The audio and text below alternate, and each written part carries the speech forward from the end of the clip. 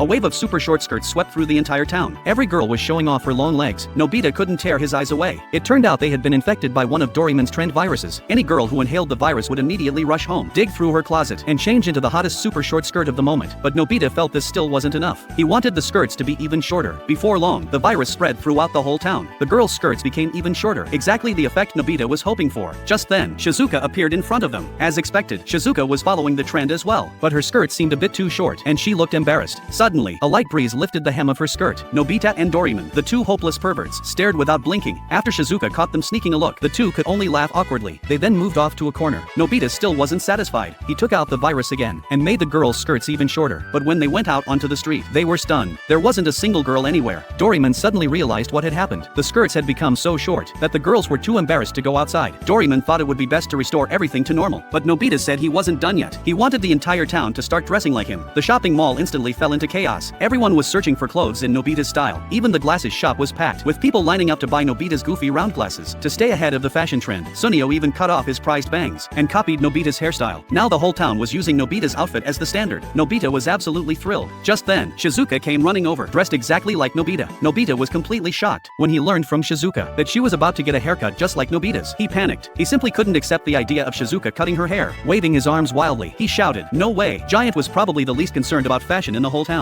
He didn't copy Nobita like everyone else, but after hearing that Nobita's clothes were now the trendiest, he still snatched all of Nobita's clothes as usual. Nobita was furious but didn't dare say a word, and burst into tears. Even after getting home, he still couldn't calm down, so he decided to make everyone else suffer too. He told the virus that wearing torn, shabby clothes was the real fashion. Everyone also had to paint their faces like clowns. When going out, one foot had to wear a shoe, the other a wooden sandal. A pot had to be worn on the head, and a kettle carried in hand. Before long, the virus spread across the entire town. Everyone on the streets was dressed exactly as he had ordered. Fortunately, the virus only lasted for one day, but the next morning, Doraemon was left speechless, because Nobita, who was always slow to catch on to trends, ended up being infected a full day later than everyone else.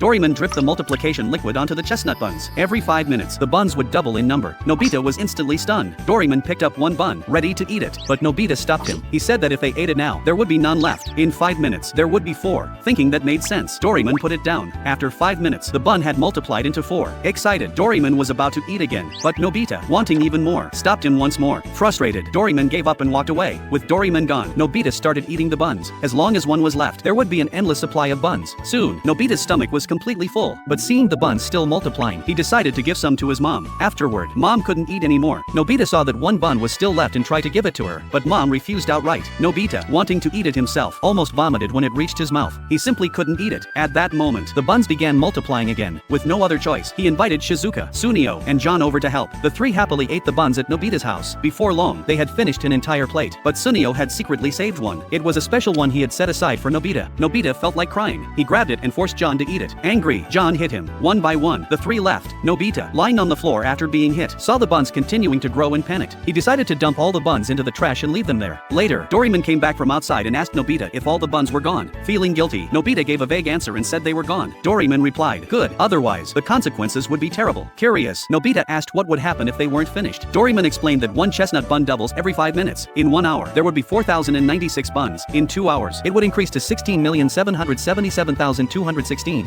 After another 15 minutes, the number of buns would surpass 100 million. In a single day, the entire world would be covered in chestnut buns. The earth would be destroyed by the overwhelming number of buns. At this point, Nobita was terrified and began crying loudly. Doraemon quickly ran upstairs, but the door wouldn't open. Inside, the buns had multiplied again and burst through the door. Even the windows couldn't hold back the buns. Both of them were swept out of the house by the overflowing buns. Even Mom got caught in the mess. Once this wave of multiplication ended, Doraemon quickly used a rocket to launch all the chestnut buns into space. Nobita was a bit worried. Doraemon said the universe was huge, so it should be fine. Little did they know, the chestnut buns were still continuing to multiply. As soon as Nobita got home, he was in for a shock. Doraemon had turned into a puddle of goo. Even the popsicle that had fallen nearby melted right into him. Suddenly, Doraemon said, "Don't throw weird stuff in here." He then picked up the popsicle he had. Shaking, he slowly sat up. It turned out that Doraemon had just eaten a 3-state pill. Eating one pill turns you into liquid. 2 pills turn you into gas. Nobita couldn't resist and popped one himself. The next moment, he wobbled around like jelly. At that moment, Nobita had a brilliant idea. He realized he could use his liquid form to scare his mom. He immediately ran downstairs, but while going down the stairs, he lost his footing and fell straight down. He ended up on the floor, completely turning into a puddle of water. His mom was furious. She scolded Doraemon for playing with water all over the house. Doraemon had no choice but to use a rag to gather up liquid Nobita. Nobita popped his head out of the bucket after returning to human form. He felt much lighter. After all, part of his body had seeped into the floor. Nobita didn't notice any danger at all. He quickly ran back to his room and ate another 3-state pill. This time, he turned into gas and floated straight out the window. Gas Nobita drifted through the air. Suddenly, a baseball shot through him. It was thrown by John and Sunio. Nobita sternly lectured them not to throw baseballs recklessly. John was furious. He yelled at Nobita to come down and get beaten. Seeing John and Sunio's terrible attitude, Nobita threw a baseball at them. It smashed a neighbor's potted plant. John and Sunio were dumbfounded. After barely escaping the neighbor's wrath, Nobita even floated over to mock them for looking ridiculous. John couldn't take it anymore and started punching him, but Gas Nobita just dispersed for a moment and reformed. Helpless, John had no choice but to make an excuse to go home. Unexpectedly, Nobita didn't let up and followed him. John bolted home in terror, even propping the door shut with a bat, but Gas Nobita drifted through the door crack and into John's house. He immediately started rummaging through his room without mercy. In front of John, he flipped through his beloved comic books. On top of that, Nobita found a thick stack of zero-score test papers. Fearing his mom would see, John immediately knelt and begged for mercy. Nobita felt triumphant. He thought he had reached the peak of life. He even lounged in midair and took a nap. Soon, the wind suddenly started blowing. Nobita remembered Doraemon's warning. If the wind blows you away, you can't return to normal. He was absolutely panicking. With no other choice, he ducked into a room to hide. Surrounded by rising steam, he locked eyes with Shizuka, and there he was, right inside her bathroom. Screams echoed throughout the house. Shizuka hid in the bathtub, covering her face. Nobita explained that if he went outside now, the wind would blow him away, so he needed to stay hidden here for an hour. Shizuka agreed, giving him an hour. Soon, the effect of the 3-state pill wore off. Nobita returned to solid form. Without his physical immunity, he naturally got a thorough beating from Shizuka. Doraemon used the anywhere door to sneakily take a photo of Shizuka. Soon, something like a lump of clay came out of the camera. The next second, the clay started to wriggle. It turned into a puppet outfit that looked exactly like Shizuka. It turned out that Doraemon had used the puppet camera. Nobita grabbed the Shizuka puppet outfit and put it on himself. Then, using Shizuka's appearance, he cheekily made a funny face. Doraemon could only roll his eyes. Now, dressed as Shizuka, Nobita could finally stop Dekisuji from going to Shizuka's house to eat cookies. Nobita dropped from the sky and blocked Dekisuji. He told him, the plan has changed. Come back in 2 hours. Dekisuji noticed that Shizuka's voice sounded a bit strange, but he didn't think much of it. He just went back home. Nobita had successfully tricked Dekisuji. He was overjoyed. He thought to himself, by the time Dekisuji comes back, Shizuka and I will have already finished the cookies. But Nobita's mom had assigned him the weeding task, which he hadn't finished yet. Taking off the mask, Nobita had a brilliant idea. He asked Doraemon to make a puppet outfit of himself. Then he started teasing Doraemon. You're short and fat. You probably won't even fit into it, right? Doraemon said that the outfit didn't care about body type. No matter tall or short, fat or thin, it would fit perfectly and look just like the original. Nobita clapped his hands in delight. The only question now was whether mom would notice. Doraemon took the bait and actually went to confirm with Nobita's mom. The puppet outfit was indeed perfect. Nobita's mom didn't notice a thing, and so Doraemon got called away by mom to help with weeding. Nobita's plan had worked perfectly. He was ecstatic. Finally, he could go to Shizuka's house to eat cookies. Soon, Nobita arrived at Shizuka's house, but even after waiting for a long time, he couldn't eat any cookies. Shizuka said that it would be rude to eat before Dekisuji arrived. Nobita had no choice but to come up with an excuse to go to Dekisuji's house to invite him. He told Dekisuji, Shizuka's been waiting for you. You should come right away. Dekisuji looked confused, but I was told to come in 2 hours, he said. Nobita replied, you stubborn fool. The plan has changed. When Dekisuji finally left, Nobita thought he could finally eat the cookies, but just as he was about to take off, Nobita's mom stopped him. Without a word, she dragged Nobita back to continue the weeding task. Under mom's supervision, Nobita worked hard for half a day and finally finished pulling all the weeds in the backyard. Now I can finally go play, right? He said. Well done. Mom said, listen better next time, and I'll give you some candy. Mom then took off the mask, revealing Doraemon's head underneath. Nobita finally realized that he had been tricked by Doraemon.